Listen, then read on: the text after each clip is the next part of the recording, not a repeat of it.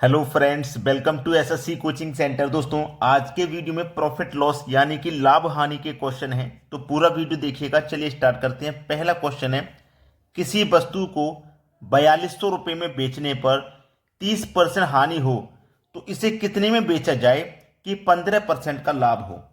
देखिएगा, आप अच्छे से जानते हैं कि कोई भी चीज़ अपने आप में 100% होती है। ठीक है, 100% होती है।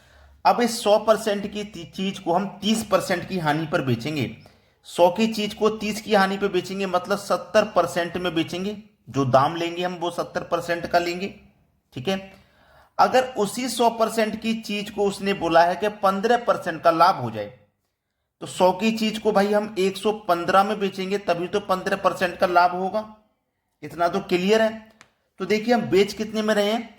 4200 रुपये में यहां पर बेच रहे हैं। ठीक है, 4200 रुपये में। हमको क्या चाहिए? 15% का लाभ चाहिए। तो जो लाभ है उसे ऊपर लिखिए आप। भाई 100 की चीज को 115 में बेचेंगे, तभी तो 15% का लाभ होगा। तो 115 लिखिए ऊपर और 70 को लिखिए नीचे। बस हो गया आंसर। समझ लीजिए, आंसर आ गया आपका।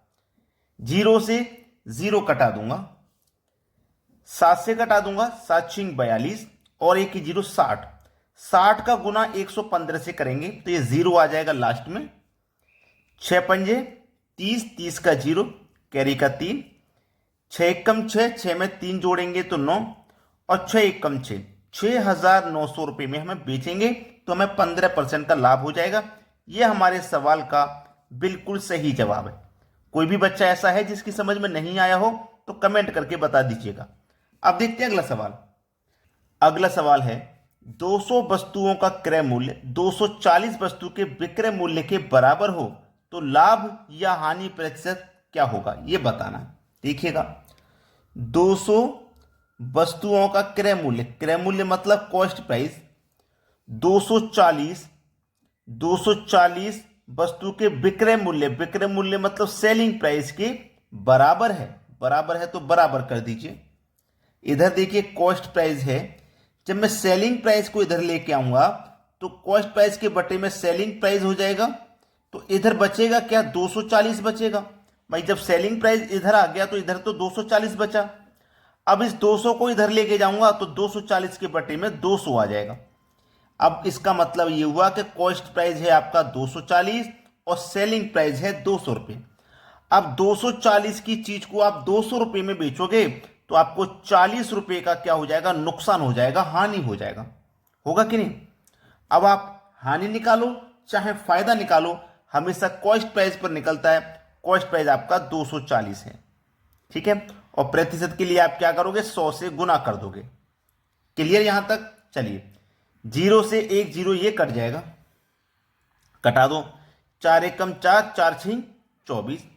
अब 6 से 100 को कटाएंगे तो 6 एक कम 6, 4 बचेगा 40, 6 छिंग 36, 4 बचेगा, 4 ऊपर बटे में 6। अब इसको आप कटा के छोटा कर सकते हो। 2 दूने का 4, 2 तिरिक का 6, तो इसको आप लिख सकते हो 16.2/3%। तो हमें जो हानि होगा ना वो हो जाएगा 16.2/3% का। हमको कैसे पता लगा हानि हो रहा है? यहां पे 240 की चीज को 200 में बेचोगे, यानी कि 40 रुपए हम कम में बेच रहे हैं ना, तो हमें हानि होगा। चलिए अब देखते हैं अगला सवाल। अगला प्रश्न है, एक दुकानदार 20 रुपए में 21 पेन खरीद कर 21 रुपए में 20 पेन बेचे तो लाभ प्रतिशत क्या होगा। देखिएगा, यह प्रश्न मैंने पहले भी आपको बताया है। इसका जो तरीका है देखिए बहुत अच्छा है। रुपए वस्तु, रुपए वस्तु, ये लिख लेना है आपको। अब रुपए के नीचे रुपए लिखोगे आप। रुपए कितने हैं? 20 और 20 रुपए में वस्तु कितनी है? 21। फिर बाद में रुपए हैं 21 और वस्तु है 20। ठीक है। आपको करना है अंदर वाली संख्याओं का मल्टीप्लाई। 21 का मल्टीप्लाई 21 से करोगे, अंदर वाली संख्याओं का मल्टीप्लाई करना है। 21 का मल्टीप्लाई 21 से करोगे तो ये हो जाएगा 441। माइनस कर देना है बाहर वाली संख्याओं का मल्टीप्लाई, यानी कि 20 का गुना 20 से 400 माइनस कर देना है।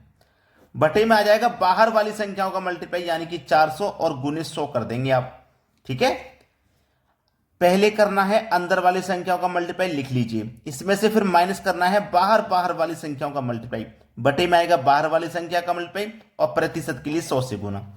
441 में से 400 माइनस कर दो, 41 बचा, बटे में 400 गुने 100। अब 2 जीरो से आपके ये 2 जीरो कट गए और 4 से 41 को कटा दो, 4 धाम में 40 कट जाएगा पहले तो, 1 बचेगा, दशमलव लगेगा तो 10, 4 दूने 8, 2 बचेगा 20, 4 पंजे 20, यानी कि 10.25। ये आपके सवाल का बिल्कुल सही जवाब है। क्लियर हो गया ना सभी को? चलिए अब देखते हैं अगला प्रश्न। अगला प्रश्न है 80 रुपए की किसी वस्तु को 100 रुपए में बेचने पर लाभ क्या होगा? बहुत अच्छा सवाल है भाई, प्रतिशत लाभ क्या होगा? ये तो अच्छा सवाल लगा मुझे। 80 रुपए की चीज को हम 100 में बेचेंगे तो हमें तो फायदा ही होना है।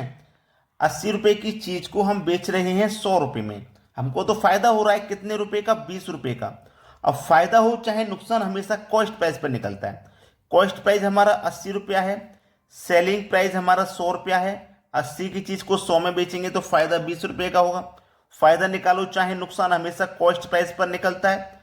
कॉस्ट प्राइस 80 है और प्रतिशत के लिए आप क्या करोगे? 100 से मल्टीप्लाई कर दोगे, ठीक है।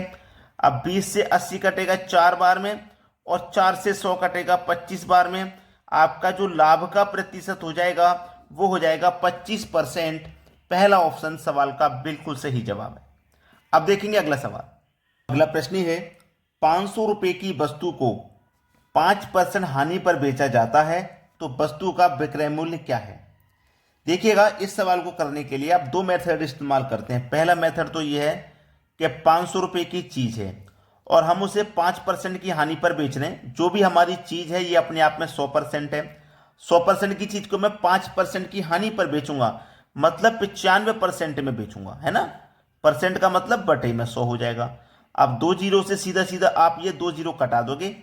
95 का मल्टीप्लाई 5 से कर दो, 5 बचे 25, कैरी का 2, हासिल के 2 बचे आपके पास, उसे मन में रखिए। 5 निम 45 और कैरी का जो 2 बचा था हो गए 47, मतलब 475 रुपए। ये आपका आंसर हो गया। उसका विक्रय मूल्य क्या है? 475, यानी कि 500 रुपए की चीज को हम 475 में बेच रहे हैं 5% की हानि पे। ये हो गया सही जवाब। दूसरा तरीका आप क्या लगाते हो कि आपके पास 500 रुपए हैं, 5% की हानि पर बेच रहे हैं, तो पहले हम 500 का 5% निकालते हैं। 5% निकालेंगे, परसेंट का मतलब बटे में 100 होता है। 2 जीरो से 2 जीरो कट गए, 5 गुने 5 25, यानी कि 5% हानि का मतलब है हम उसे 25 रुपए कम में बेच रहे हैं। अब हमारी 500 रुपए की चीज थी, हम उसे 25 रुपए कम में बेच रहे हैं, तो 25% निकाल दो, इसमें से 25 रुपए निकाल दो, बचेगा कितना? 475। तो आपको इस वाले मेथड में थोड़ी सी ज्यादा मेहनत करनी होगी, जबकि इसमें डायरेक्टली आंसर आ जाएगा। समझ में आ गया? तो जो मेथड आपको बेस्ट लगे आप उससे कर लीजिए। अब देखते हैं अगला सवाल। अगला प्रश्न है 600 रुपए में किसी वस्तु को बेचने पर 20% का लाभ होता है, वस्तु का क्रय मूल्य क्या है? यह बहुत अच्छा सवाल है। देखिएगा, मैं आपको समझाता हूं कि कोई भी चीज अपने आप में 100% की होती है ना, 100% की।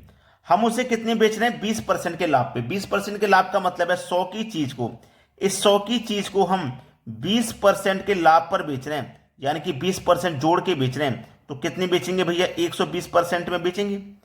तो प्रतिशत में बेच रहे हैं 120% में, रुपए में बेच रहे हैं 600 में, तो 120% की वैल्यू 600 हो जाएगी। हमसे तो क्रय मूल्य पूछा है, क्रय मूल्य मतलब 100% का मान, तो कैसे निकालोगे?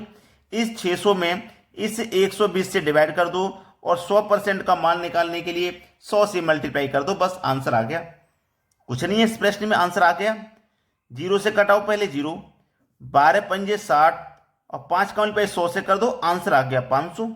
ये आपके सवाल का बिल्कुल सही जवाब हो जाएगा 500। क्रय मूल्य क्या है? 500। पहला ऑप्शन सही जवाब है। अगर आपने लाइक नहीं किया वीडियो को तो लाइक का बटन दबा दो और उन सभी बच्चों तक शेयर कर दो जिनका एग्जाम होने वाला है। ठीक है दोस्तों, धन्यवाद।